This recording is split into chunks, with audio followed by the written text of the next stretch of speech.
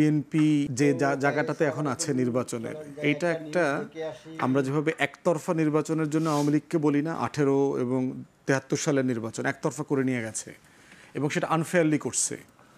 এবারের নির্বাচনটা কিন্তু আপনার ফেয়ার নির্বাচন, সুষ্ঠু নির্বাচনটাই একতরফা হয়ে যাওয়ার সম্ভাবনা আছে।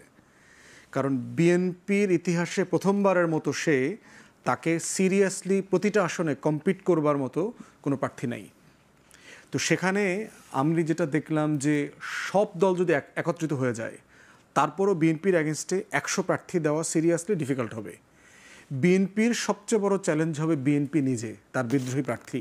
প্রত্যেক আসনে আসনে সিরিয়াস 130-35টা আসনে সিরিয়াস বিদ্রোহী প্রার্থী আছে এবং যারা ইকুয়ালি স্ট্রং, দুজনের মতো করে আর কি লড়বার মতো।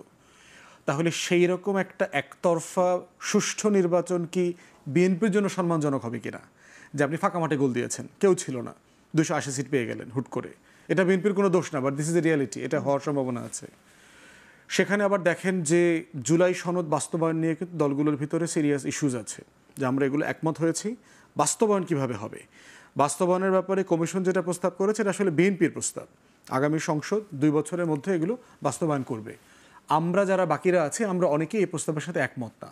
আমরা বোধ করছি যেগুলো সবাই ইতিমধ্যে একমত হয়ে গেছি, সেটার জন্য আমি কেন 2031 সাল পর্যন্ত অপেক্ষা করব। যেমন ধরেন আমরা যদি সবাই ডিসাইড করলাম যে মেয়েদের আসন 50 থেকে 100-তে নিব, তো এটার জন্য আমি 2032 পর্যন্ত অপেক্ষা করব কেন? এটা 2026-এ কেন হবে না? আমরা যদি সবাই একমত হই যে মেয়েদেরকে ন্যূনতম 5% সিটে সরাসরি নমিনেশন দেওয়ার চেষ্টা করব, তো সেটা 2032 সালের জন্য অপেক্ষা করব কেন?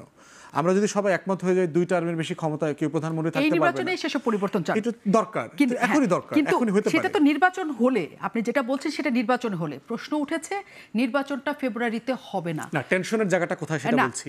এখানে জামাতে ইসলাম বলছে পিয়ার পদ্ধতি নিয়ে তারা নির্বাচন, আরেকটা টেনশনের জায়গা, আন্দোলনে তারা নামবে। তার মানে জামাতের একটা ইস্যু আছে, যেহেতু বিএনপি পিয়ার পদ্ধতি মানে না, তার মানে ওইটাও একটা আনসলভড ইস্যু হিসেবে সামনে থাকবে। একই সাথে এনসিপি একেবারেই ফেব্রুয়ারিতে নির্বাচন মানে না। আজকে তাদের বক্তব্য পুরো স্পষ্ট হলো, কারণ অনেকদিন পর তারা তীব্র কণ্ঠে কোনো বক্তব্য দিলেন, কারণ বেশ কিছুদিন 5 আগস্টের পর তাদের আমরা কোনো রকমের সাড়া পাচ্ছিলাম না। তার মানে তারা ফেব্রুয়ারিতে নির্বাচন চায় না, স্পষ্ট। জামাত না চাইলে, এনসিপি না চাইলে, তাহলে আপনি যে একতরফা নির্বাচনের কথা বিএনপির বলছেন, সেদিকে তাকিয়ে নির্বাচন দিবে সরকার? মানে একটা তো বিষয় হইল যে সবাই গেলেও একটা একতরফা বিজয়ের সম্ভাবনা আছে, নির্বাচনটা একতরফাই হয়ে যাবে, একমুখী হয়ে যাবে। এরপরে টেনশনের জায়গাগুলো হচ্ছে যে দুটো আপনি বলেছেন, জামাত এবং চরমোনাই হচ্ছে এখন বিএনপির পরে সবচেয়ে বড় 2টা দল।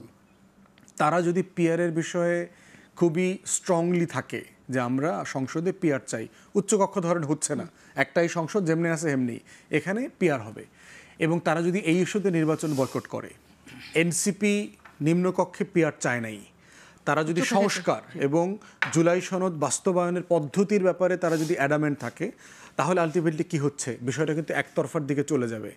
তখন সরকারের সামনে এবং বিএনপির সামনে অপশন থাকবে যে বিএনপি যাদেরকে যুগপদে এখন আসন দেয়া নেয়া করতেছে, 3টা-4টা করে থোক বরাদ্দ দিচ্ছে বিভিন্ন দলকে, তারা বিরোধী দলে চলে যাবে, এরকম একটা অপশন হবে। কিন্তু সেটা আদৌ দেশের জন্য এবং বিএনপির জন্য সম্মানজনক হবে কিনা, অন্তর্বর্তীকালীন সরকার কি এই দায়টা নিয়ে একটা ভালো নির্বাচন করবে কিনা, যে গণ অভ্যুত্থানের সকল শক্তি এই নির্বাচনে অংশগ্রহণ যেহেতু করছে না, এইরকম একটা নির্বাচনের দায় আমরা আসলে নেব না। তখন এমন হইতে পারে, প্রফেসর ইউনূস কিন্তু বেশ কয়েকবার দায়িত্ব ছেড়ে দেওয়ার জন্য উদ্যোগ নিয়েছিলেন, উনি হয়তো দায়িত্ব ছেড়ে দিতে পারেন, নির্বাচনকালীন একটা সরকার করে দিয়ে উনি আসলে বিদায় নিয়ে চলে যাবেন। তাহলে এই টেনশনের জায়গাটা আছে, বাট আমি বোধ করছি এগুলো সমাধানযোগ্য। যেটা জামাত এবং চরমোনাই মানে চাচ্ছে এবং যেটা এনসিপি চাচ্ছে, এগুলো সবগুলো জিনিস সমাধানযোগ্য। স্যাক্রিফাইস করতে হবে, এখানে নেতৃত্ব দেখাইতে হবে, রাষ্ট্রনায়কোচিত নেতৃত্ব দেখাইতে হবে বিএনপিকে, কারণ বাকিরা জানা অর্জন করবে তার থেকে ঐতিহাসিকভাবে বিএনপি না করলে সবচেয়ে বেশি সে লুজ করবে।